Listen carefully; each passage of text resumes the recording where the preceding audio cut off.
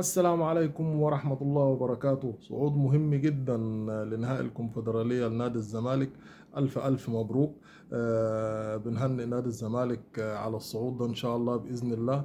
والمباراة النهائية إن شاء الله هيتعرف إن شاء الله تقريبا ما بين اتحاد الجزائر وأسفي أولمبيك أسفي تقريبا.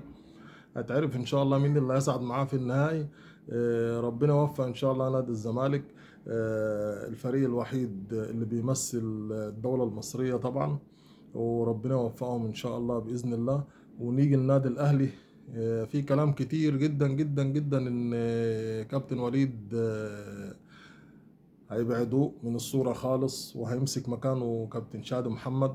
المشكلة ان احنا عندنا هنا في مصر ان الناس بتدرس حاجات كتير وبتاخد حاجات كتير وبتمسك حاجات كتير، ما بيركزوش في حاجة واحدة. وربنا يوفق الجميع ان شاء الله. والسلام عليكم.